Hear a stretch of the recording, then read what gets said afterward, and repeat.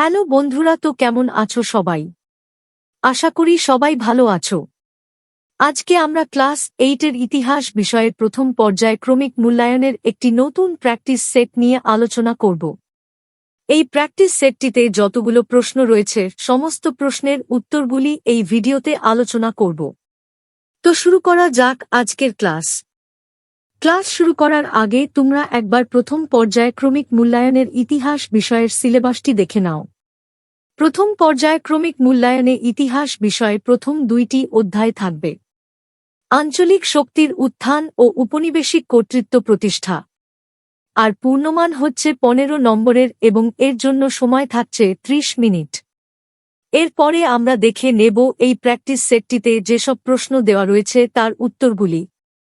প্রথমেই রয়েছে যে কোনো 5টি প্রশ্নের উত্তর দাও। এখানে প্রতিটি প্রশ্নের মান 1 নম্বর করে। প্রথম প্রশ্ন, মোগল সম্রাটের থেকে জগৎ শেঠ উপাধিটি পান মানিক চাঁদ, ফতেহ চাঁদ, উমি চাঁদ। সঠিক উত্তরটি হল ফতেহ চাঁদ। ফতেহ চাঁদ মোগল সম্রাটের থেকে জগৎ শেঠ উপাধিটি পান। পরবর্তী প্রশ্ন, চিরস্থায়ী বন্দোবস্ত চালু করেন হেস্টিংস, কর্নওয়ালিস, ডালহৌসি। সঠিক উত্তরটি হল কর্নওয়ালিস। চিরস্থায়ী বন্দোবস্ত চালু করেন কর্নওয়ালিস।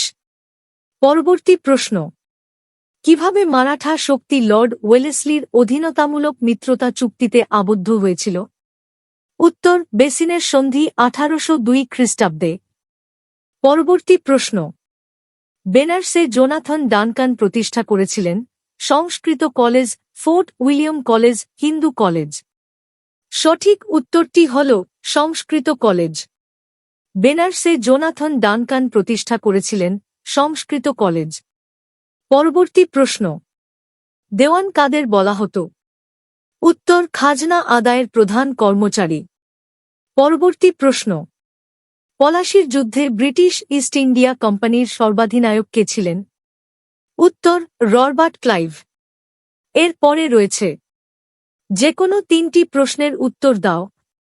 এখানে প্রতিটি প্রশ্নের মান 2 নম্বর করে।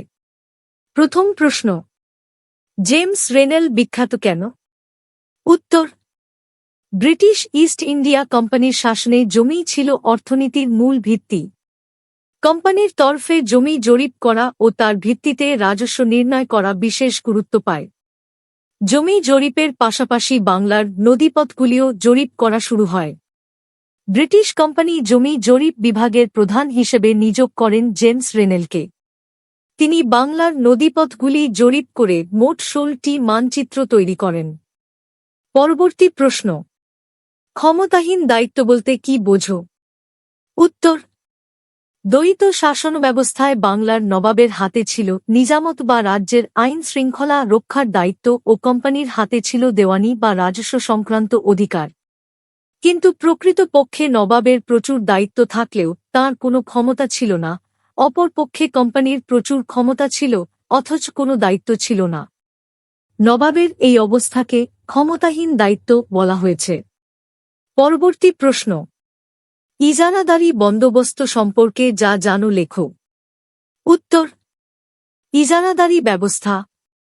ওয়ারেন হেস্টিংসের আমলে নিলামে সবথেকে বেশি খাজনার ডাক দেওয়া ব্যক্তির সঙ্গে কোম্পানি এক বন্দোবস্ত করে। 5 বছরের জন্য ওই ব্যক্তিকে জমি দেওয়ার বন্দোবস্ত ইজারাদারি বন্দোবস্ত নামে পরিচিত। ইজারার মেয়াদ 5 বছর হওয়ায় এই বন্দোবস্তের অপর নাম পাঁচশালা বন্দোবস্ত। ইজারাদারি বন্দোবস্তের ত্রুটি, বহু ইজারাদার গ্রামসমাজের বাইরের লোক হওয়ায় ঠিকমতো রাজস্ব নির্ধারণ করতে পারেননি। ফলে বহু ক্ষেত্রেই ধার্য রাজস্ব বাস্তব রাজস্বের থেকে বেশি হয়ে গিয়েছিল। তাই দেখা যায় ইজারাদারদের অনেকেই তাদের দেয়ে রাজস্ব শোধ করতে পারত না। পরবর্তী প্রশ্ন, রেগুলেটিং অ্যাক্টে গভর্নর জেনারেল সম্পর্কে কি বলা হয়েছিল? উত্তর, কোম্পানির ভারত শাসন ব্যবস্থায় শৃঙ্খলা প্রবর্তনের লক্ষ্যে 1773 খ্রিস্টাব্দে ব্রিটিশ পার্লামেন্টে রেগুলেটিং অ্যাক্ট পাস করানো হয়। রেগুলেটিং অ্যাক্ট অনুসারে মাদ্রাজ, বোম্বাই ও বাংলা প্রেসিডেন্সির কার্যকলাপের ওপর হস্তক্ষেপ করা হয়। গভর্নর জেনারেল নামে নতুন এক পদ তৈরি করা হয়।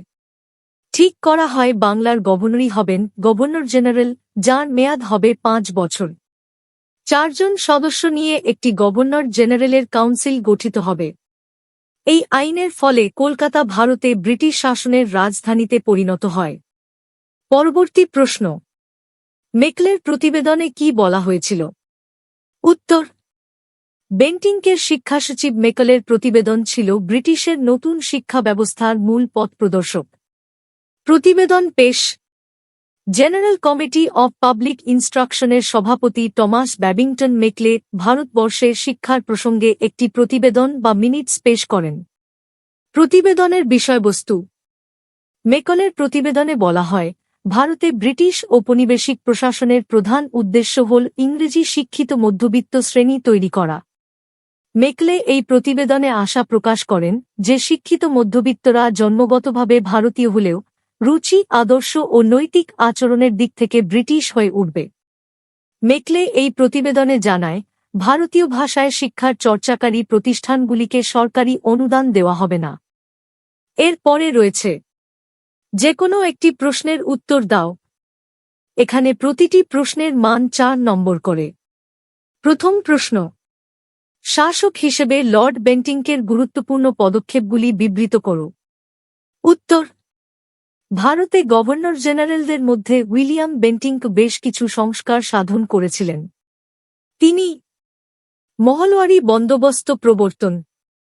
তিনি এলাহাবাদ ও বারাণসী অঞ্চলে মহলওয়ারি বন্দোবস্ত চালু করেছিলেন। বিচারক পদে ভারতীয়দের নিয়োগ। তিনি ডেপুটি ম্যাজিস্ট্রেট, ডেপুটি কালেক্টর প্রভৃতি পদে আবার ভারতীয়দের নিয়োগ করার প্রথা শুরু করেন। যোগ্যতার ওপর গুরুত্ব। তাঁর প্রবর্তিত এক আইনে বলা হয়, কোম্পানি কর্মচারী নিয়োগের ক্ষেত্রে জাতি, ধর্ম ও বর্ণের মাপকাঠির বদলে কেবল যোগ্যতা বিচারে নিয়োগ করবে। ঠগী দস্যু দমন। কর্নেল স্লিম্যানের নেতৃত্বে এক বিশেষ বিভাগ তৈরি করে ঠগী দস্যুদের দমন করা হয়। পরবর্তী প্রশ্ন, ঔপনিবেশিক কর্তৃত্ব প্রতিষ্ঠার প্রকরণ হিসেবে আমলাতন্ত্রের পরিচয় দাও। উত্তর, অসামরিক শাসন ব্যবস্থায় ইংরেজ শাসকদের প্রধান হাতিয়ার ছিল আমলাতন্ত্র। কোম্পানি প্রশাসনে আমলাতন্ত্রের ভূমিকা, শাসন পরিচালনার নীতিগুলি নির্ধারণের ক্ষেত্রে আমলাদের স্বাধীনতা ছিল না। আমলাদের কাজ ছিল সরকারের গৃহীত নীতিগুলি প্রয়োগ করা। আমলাদের ঐক্যবদ্ধকরণ। কর্নওয়ালিস ইউরোপীয় প্রশাসকদের প্রশিক্ষণ দেওয়ার জন্য কলকাতায় ফোর্ট উইলিয়াম কলেজ প্রতিষ্ঠা করেন 1800 খ্রিস্টাব্দে। সিভিল সার্ভেন্টদের প্রশিক্ষণ দেওয়া শুরু হয়। এই কলেজে পড়ার ফলে সিভিল সার্ভেন্টের মধ্যে এক ঐক্যবোধ তৈরি হয়। সিভিল সার্ভেন্ট বা আমলারা নিজেদের এক আলাদা গোষ্ঠী হিসেবে ভাবতে শুরু করেন। তাদের মধ্যেকার এই ঐক্যবোধ ও সংকীর্ণ গোষ্ঠীভাবনা ব্রিটিশ ঔপনিবেশিক শাসন পরিচালনার পক্ষে সহায়ক হয়েছিল। তোমাদের মধ্যে অনেকেই প্রশ্ন করো যে, তুমি যে এই প্রশ্নগুলি দাও সেগুলি কি সব স্কুলে কমন পাব? হ্যাঁ, নিশ্চয় এই প্রশ্নগুলি কমন পাবে। তবে একটি প্র্যাকটিস সেট দেখলে বেশি কমন পাবে না। আমি তোমাদের প্রতিটি বিষয়ে 10টি করে প্র্যাকটিস সেট উত্তর সহ আলোচনা করে দিয়েছি। তাই তোমরা প্রতিটি বিষয়ে 10টি প্র্যাকটিস সেটেই ভালো করে দেখার চেষ্টা করবে। তাহলেই দেখবে পরীক্ষায় তোমরা বেশিরভাগ প্রশ্ন কমন পেয়ে যাবে। এখানে তোমরা অনেকেই প্রশ্ন করো যে, এই ক্লাসগুলির পিডিএফ ফাইলটি দেওয়া হলে খুব ভালো হতো। আসলে প্রতিটি ক্লাসের পিডিএফ ফাইলটি আমি হোয়াটসঅ্যাপ গ্রুপে দিয়ে দিই। তোমরা হয়তো আমাদের হোয়াটসঅ্যাপ গ্রুপে এখনো যুক্ত হওনি। হোয়াটসঅ্যাপ গ্রুপের লিংক এই ভিডিওর ডিসক্রিপশন বক্সে দেওয়া রয়েছে। এই লিংকে ক্লিক করবে, তারপর তোমাদের মোবাইল স্ক্রিনে এই ধরনের একটি ইন্টারফেস দেখতে পাবে।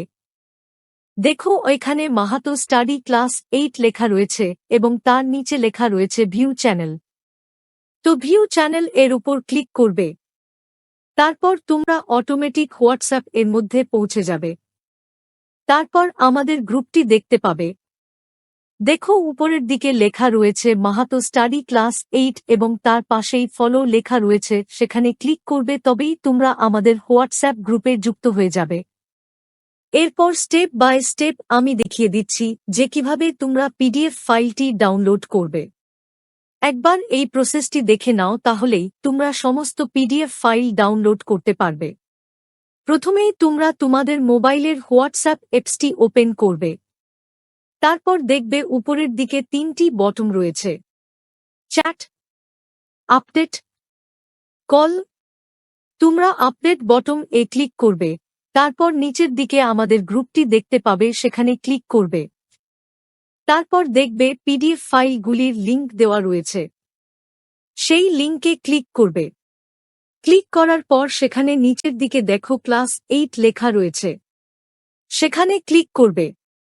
তারপর যে সাবজেক্টটির পিডিএফ দরকার সেই সাবজেক্টটিতে ক্লিক করবে। আমি তোমাদের ইতিহাসের একটি নোট ডাউনলোড করে দেখিয়ে দিচ্ছি। তো তোমরা হিস্ট্রি বটন এ ক্লিক করবে। তারপর তোমাদের প্রথম, দ্বিতীয়, তৃতীয় পর্যায়ক্রমিক মূল্যায়নের মধ্যে যে পর্যায়ক্রমিক মূল্যায়নের পিডিএফ ফাইল দরকার সেটিতে ক্লিক করবে। তারপর দেখবে 10টি প্র্যাকটিস সেটের পিডিএফ ফাইলের লিংক দেওয়া রয়েছে। তোমাদের যে প্র্যাকটিস সেটের পিডিএফ ফাইল দরকার সেটিতে ক্লিক করবে। তারপর তোমরা ডাউনলোড বটনটি দেখতে পাবে, সেখানে ক্লিক করবে। ক্লিক করলেই তোমাদের মোবাইলে যদি একটির বেশি ইমেইল আইডি থাকে তাহলে সেগুলি দেখতে পাবে। যে কোনো একটি ইমেইল আইডিতে ক্লিক করলেই পিডিএফ ফাইলটি ডাউনলোড হয়ে যাবে।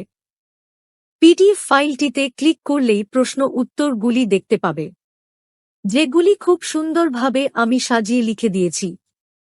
এই পিডিএফটি থেকে তোমরা খুব সুন্দরভাবে নোটগুলি পড়তে পারবে।